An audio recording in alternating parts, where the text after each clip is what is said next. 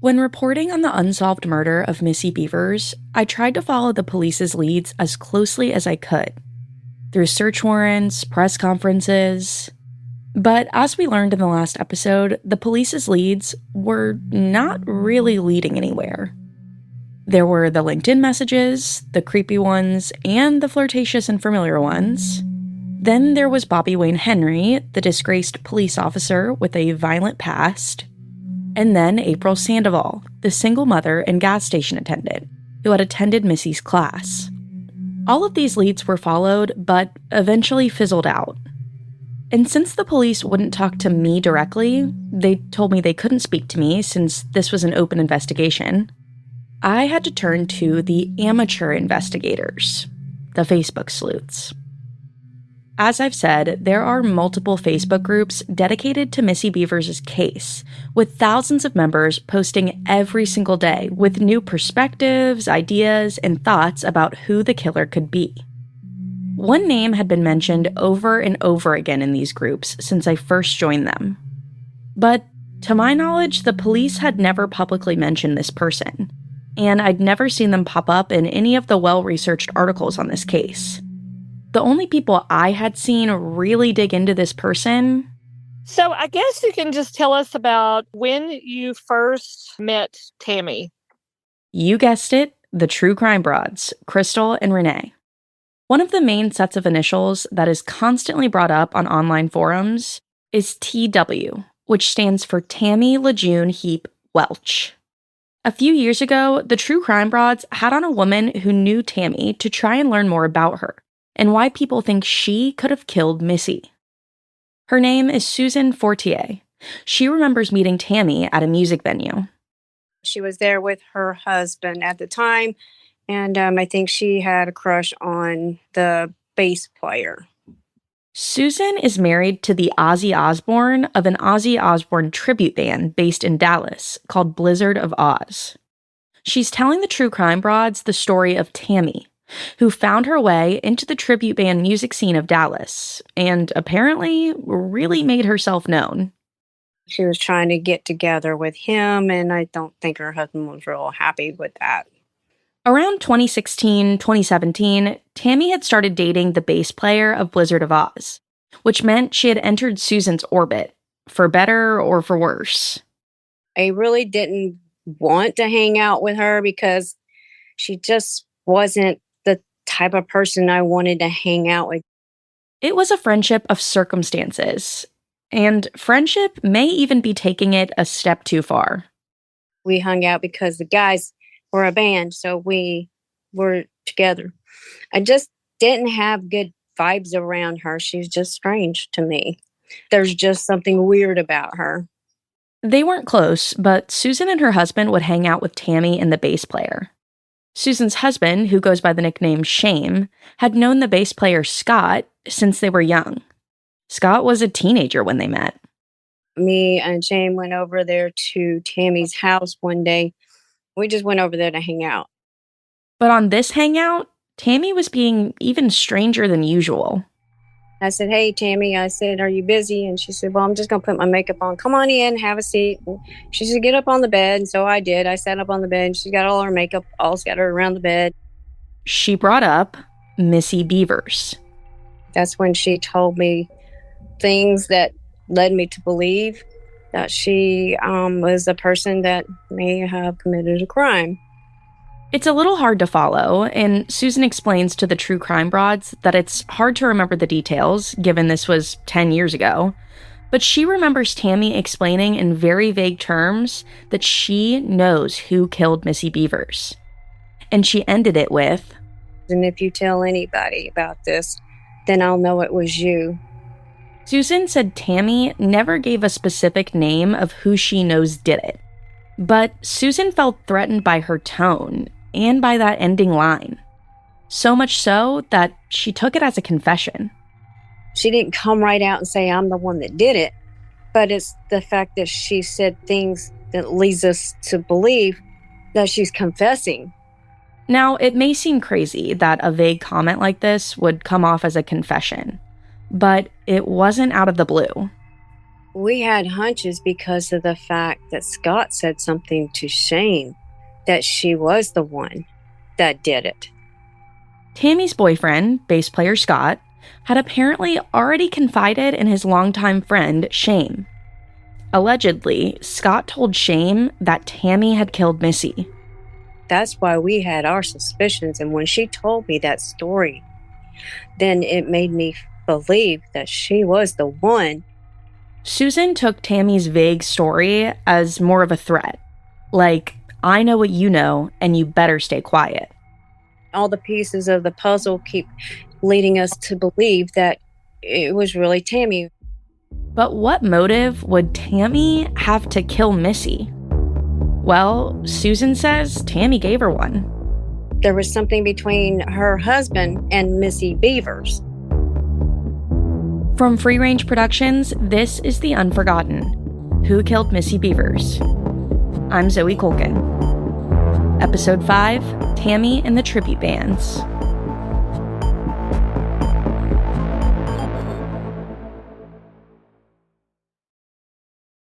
When I went to Midlothian and visited Creekside Church, there just so happened to be a Blizzard of Oz show in Frisco, about an hour away from Midlothian. I was curious about this Tammy theory, and I wanted to hear more. I had tried to get in touch with Shane, Susan's husband and leader of the band, but he hadn't gotten back to me. So I headed into the belly of the beast. And this morning, I ended up with a bad hangover. Really bad hangover. I drove to Frisco to see Blizzard of Oz live and in person. Anybody out there today that had a struggle with a hangover, and now you're ready for round 2? The show was packed, a couple hundred people I'd say, stuffed in a bar/restaurant off the highway. It was obvious Blizzard of Oz had groupies. The crowd consisted of middle-aged men and women all dressed in black or some kind of rock band tee. Metallica, AC/DC, and of course, Black Sabbath. There was a group of women in their 40s or 50s, up close to the stage. They had bleach blonde hair and were dressed for a night out. The band was in full Black Sabbath drag. Unfortunately, I didn't see Susan in the crowd, and I didn't find Shane after the show. I couldn't exactly interrupt Crazy Train to ask about Tammy. Shane never answered my emails or social media messages, even though I could tell he read them. And I had heard that he probably wouldn't be open to talking. I think that when he did the podcast with the true crime broads, that was enough for him. Shane had done an episode with the true crime broads before his wife Susan had. And like many who go on the show, it brought them a lot of unwanted attention. A lot of people just don't want to talk about anything around here, be it small or large. They just would rather talk behind everybody's back. But if you can believe it, there was another tribute band leading man that had intel on Tammy. I portray Paul Stanley. I have a star painted on my right eye. He's kind of the lead singer, the guy that shakes his butt mostly. This is Christopher Paul. He's in a Kiss tribute band called Rock and Roll Over. Not to be confused with a Kiss cover band. They're tribute bands. There's cover bands that will just get together and they'll play a Rick Springfield song, for instance, and then they'll play a Duran Duran song. They're all over the place. Those are cover bands. Tribute bands that are real tribute bands perform the music of one artist and they dress up like the artist. I have a Kiss tribute band, so we do the full Kiss makeup, tease the hair up, wear the platform boots, the costumes. Gosh, I could go on and on as far as how thorough I try to be with my band.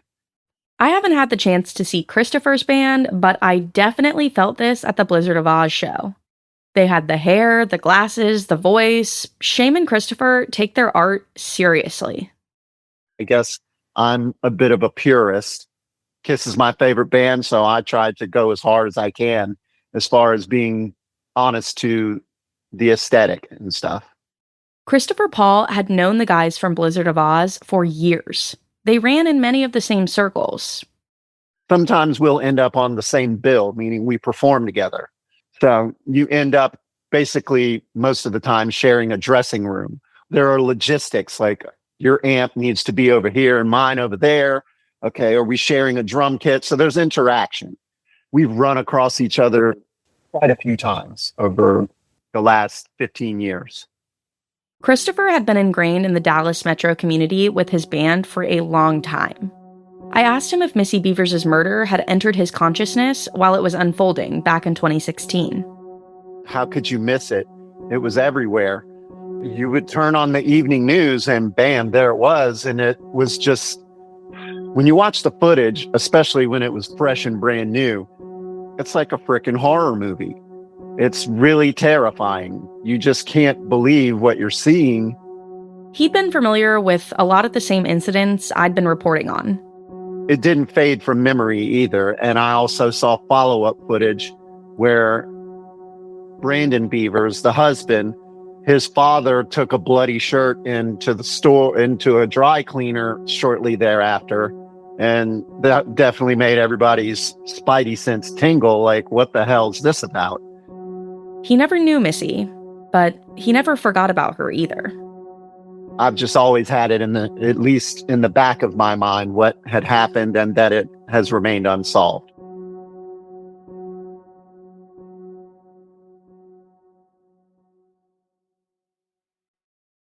I wanted to talk with Christopher because he had been open online about how he thinks Tammy is the one in that surveillance video from the church, dressed in all that tactical gear. He remembers when Tammy entered the tribute band circle. Tammy infiltrated because she began dating this guy named Scott Floyd. Bass player Scott. That's kind of where she came into the loop. He remembers the first time he met her. He's a little fuzzy on the exact year, but he knows it was after Missy had been killed. I sat down to prepare for the chore, and it is a chore, of putting on the Kiss makeup. And I'm not the best graphic artist, so it takes me a solid, if I can have my way, I like to have 2 hours to get it all going. The makeup, the hair, the costume, the boots, the belts, there's a lot of stuff to do. But as he sat down to start his makeup, he was interrupted. This is a pretty expansive dressing room. I'm kind of over here in the corner. There's just plenty of room for her to be over there, leaving me the hell alone. Christopher didn't like Tammy from the jump. There was vitriol in his voice when he spoke about her. When I asked him to describe her appearance, it's hard to call it blonde hair. You could tell she wanted it to be blonde, but it looked like it had been through something. She's wearing rocker chick clothes, kind of got her bosom hefted up. She was trying to make the scene, trying to be a rocker chick. It's safe to say Tammy made a bad first impression on Christopher. I've never met this person. She proceeds to sit down directly across from me and begins badgering me about getting Blizzard of Oz shows. Rock and Roll Over had found a lot of success. They were touring across the country and had done some gigs in casinos along the West Coast. Tammy wanted Christopher to help Blizzard of Oz, the band her boyfriend was in, find the same kind of success. Her eyes are just like bulging out of her skull. And you don't understand, you need to get them gigs. And she's starting to wag a finger at me. And I'm just telling her, I don't have that kind of pull. That is an agent call. I've told them about the band. I know they're the best. I agree. Just anything to shut this woman up. Christopher may have gotten a bad feeling from Tammy straight away, but he had a soft spot for her boyfriend, Scott. When I first met him, he was fine. He was a good dude. Scott had been kind to him after Christopher helped get Blizzard of Oz a gig out in New Mexico. Even when Scott's bandmate, Shame, had been, according to Christopher, a little flaky. And all I asked for from the Aussie singer was, hey, man, I know it's a pretty lucrative show. Just shoot me $50 as a little agent fee or whatever. And he kept dodging me on the $50. And I just finally gave up. Well, I come up to a Rock and Roll Over show, my Kiss tribute band, and there's Scott. And I didn't think anything of it. he stops me and he goes, "Hey man, here's that $50. I don't want any bad blood and all this." So I was like, "Oh, that was very nice of him." This integrity was a pattern for Scott, at least before Tammy came along. And then for another show, there's some special effects that he had loaned my band and didn't charge us. That was very nice as well. He was very nice and cordial on a professional level. And that's really all I can ask. But after Scott had been with Tammy for a bit, Christopher noticed a change. I'm not saying he's a bad person, but influenced is the word I would use by Tammy. He says Tammy and Scott got really close, really fast. They were Velcroed together. He couldn't make a move without her. The more he was with Tammy, the more erratic his behavior became. He looked like he was going to die the last time I saw him. Christopher said Scott's change was drastic. It was a scary looking dude. Not like he wanted to hurt somebody, but he looked like he could have been on a street corner. Shame had said something similar in his episode with the True Crime Broads, that Scott's mental and physical health started to deteriorate when he was with Tammy. He even alleged that they were doing crystal meth. Christopher said he couldn't confirm this, but there was definitely something going on with Scott. Didn't see him doing drugs, but I know the look. I would say that he was pretty deep into something that wasn't just marijuana or drinking. To be clear, Tammy has no criminal record and has never been charged with using drugs. Scott, on the other hand, has quite the rap sheet, going all the way back to the 80s. Charges of assault, injury to a child, theft. He was also once arrested for possession of marijuana, and in 2007, he caught 2 criminal charges of possession of drug paraphernalia. But despite Scott being the one with the record and history of drug use, there were rumors flowing that Tammy had been involved with drugs. So when Scott started to change, the rumors started flowing even more. And Christopher says it wasn't a huge jump to make. When you run in an entertainment circle, you can see it a mile away. When somebody's on something, that he's just drunk. That's one thing. They're saying spacey stuff because they're stoned. No, this was, whoa, what the hell? What are you doing? And I've seen a lot of stuff, It's very erratic behavior, and the circles under the eyes, and the skin starts to droop, and you have the circles and then the yellow under that. You can tell. But Christopher said that there's only so long someone can survive in the music community while using. He's seen it many times.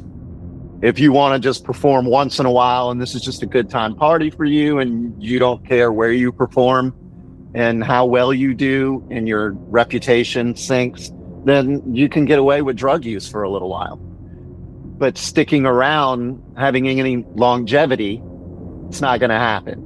And Scott Floyd is a prime example because he sank like a stone pretty rapidly. And it's unfortunate because, as I said, Scott's a good guy deep in his heart. And it's just unfortunate that he took his cues from somebody like Tammy who just sank him. But just like how a cheater doesn't make a murderer, neither does a drug user. And again, it's unclear if Tammy and Scott really were on drugs. But Christopher says alleged drug use is not the reason he swears Tammy killed Missy. Far from it.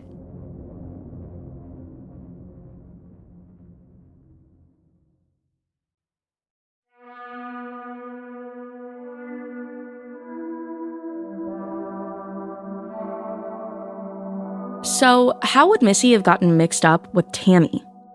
Missy, a fitness instructor and devoted mother, hanging around an alleged meth user rocker groupie? To fully understand how Missy could have gotten tangled up with Tammy, you have to understand a bit more about Tammy's backstory. I can tell you what I've heard as far as there was a lot of swinging going on. When Scott and Tammy first met, Tammy was married to someone else entirely. His name is David Welch. They lived together in a nice house in Midlothian. He was a police officer in Dallas, and Christopher says they were swingers. Both Susan and Shame said on their True Crime Broad episodes that they were invited to swinger parties at Tammy's house, but they never attended. Scott, however, Scott Floyd was invited to one of these swingers parties, and swung they did. apparently Tammy and Scott really hit it off. Tammy left her police officer husband for Scott Floyd. Christopher heard through the grapevine that Tammy's husband David had known Missy. I heard that Missy had, I hate to speak ill of the dead, had swung with her husband. And according to Christopher, Tammy did not like that. I guess it's okay for Tammy to swing, but not her husband. What's good for the goose was not good for the gander. Those who are familiar with Tammy think this would have been reason enough for her to go after Missy. I heard that Tammy got extremely jealous and did something about it. Then word of Tammy's so-called confession to Susan started making its way around town. My current drummer and his friend who plays guitar, they were working with the Ozzy band. And Robert Shame Fortier, according to them, started telling them that she confessed to his wife, to Robert's wife, that she had done this. And then if you tell anybody, I'll know it was you, and there's going to be consequences. Now, you can choose for yourself whether what Susan described to the True Crime Broads should really be labeled as a confession. But as she explained, Susan felt she was reading between the lines with Tammy. Susan felt that Tammy knew she knew something, and Tammy did not want Susan asking any more questions. Once people were talking about Tammy, they put more and more puzzle pieces together.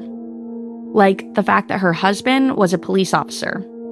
She could have had access to the gear the perp was wearing in the surveillance footage. Went into her husband's closet and got all that ill-fitting tactical gear and went over there and did something. They started to examine her walk.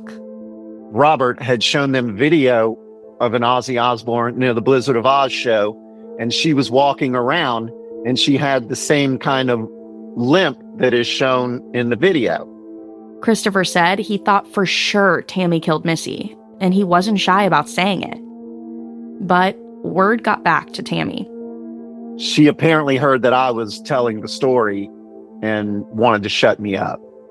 Tammy wanted to get in touch with Christopher, or at least let him know that she knew he'd been talking. Out of the blue, somehow, Tammy gets my phone number, and she calls me. Christopher didn't get the call, but Tammy left a voicemail. It was very icy, very threatening, and it was cold. This is Tammy Lejeune Heat Welch. Can I help you? And then she didn't hang up the phone. It just was silence for like 2 or 3 minutes of voicemail. And finally, I just hung up and erased it. For Christopher, this cemented his thoughts on Tammy even further. There was a sense of dread involved with that. I understand why Tammy would call. If someone was going around saying I murdered someone, I'd want to talk to them too. I asked Christopher if he ever did get the chance to speak with Tammy, or if he ever thought about bringing up his concerns with Scott.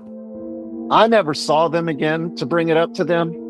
By the time I got that voicemail, that's the last contact I ever had with them.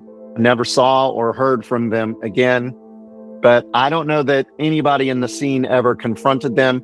That's just not how it operates around here, unfortunately. This is something I have, of course, already learned. A lot of people will gossip or share their thoughts online in the Facebook groups, but they don't always have the facts to back it up, or they don't want to talk publicly. Everybody around here likes to talk behind backs and backstab each other rather than tell people straight up what the deal is. And I had to learn, just keep your damn mouth shut about stuff, because there's a definite shoot the messenger mentality in Dallas-Fort Worth. And that's just the way it is. Multiple people brought up the Tammy theory to me, and even more people discuss it online. But Christopher was the only one willing to speak on the record. I wasn't personally scared, and I'm still not scared. That's why I'm speaking to you today. Tammy lost a lot of her scare factor when she and Scott hightailed it straight out of town, not too long after they started getting heat about Missy. The word started spreading, and I'm guessing that she felt the heat and they beat it out of town. They were gone. They just vanished. From what I could find, they seemed to be in upstate New York somewhere. People I spoke to say neither of them have family there, so it felt like a random move. I tried getting in touch with both Scott and Tammy, but never got through to either of them. Tammy hasn't posted on her social media accounts since 2022, but her Facebook status does say, in a relationship with Scott Floyd. The last thing Christopher heard about them was a business card Scott had posted on social media years ago. Scott has started his business up there, which is like a handyman business. And I've seen the business card, and it's a hand holding a hammer up like it's about to come down on somebody rather than nailing something into a wall. It looks like they're about to club somebody in the head. Again, Tammy has never been charged or convicted of any crime.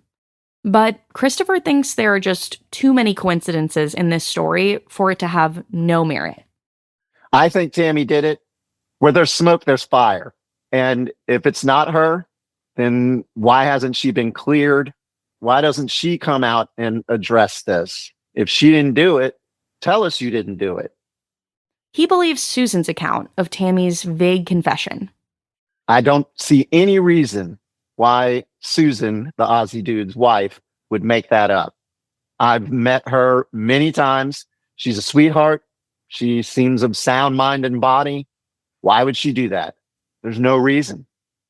Christopher also doesn't think it's a coincidence that Tammy's ex-husband was in the police force, and the Midlothian Police Department has not publicly stated they've looked into Tammy as a potential suspect.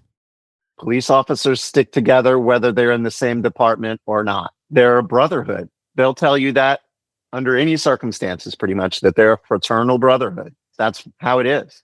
So do they want it solved?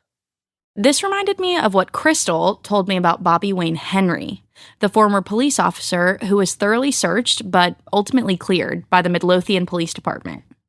Midlothian police worded it like this. I remember this very well. They said they have cleared Bobby Wayne Henry, retired Lancaster police officer.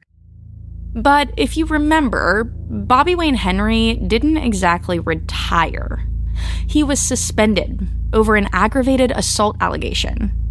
He wasn't an officer in Midlothian or an officer at all at the time. Yet, the MPD still protected him in their statement. Christopher said he did hear the police reached out to Tammy. I heard that she was questioned, but nothing came of it. Why hasn't she been questioned again? Let's just do that. In an email to the Midlothian Chief of Police, Carl Smith, I asked a series of questions trying to confirm details on the case. He told me he'd be, quote, pleased to share my thoughts and questions with the staff.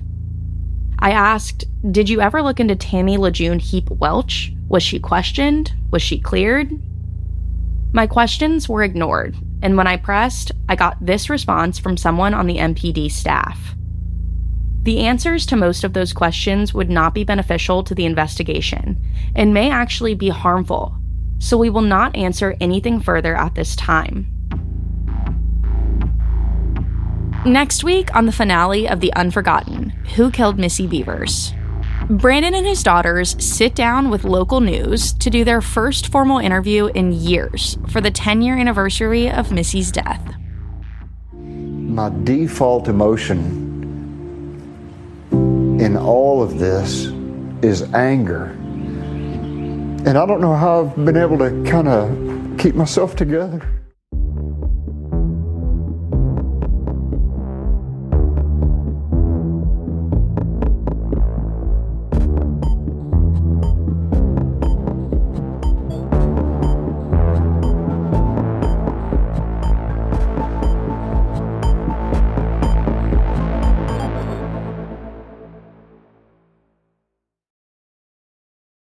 The Unforgotten is a free-range production. Season 6, Who Killed Missy Beavers, is written and hosted by me, Zoe Colkin.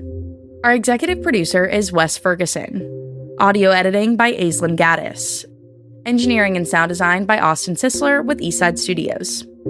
Get our newsletter at unforgottenpod.com. Thanks for listening.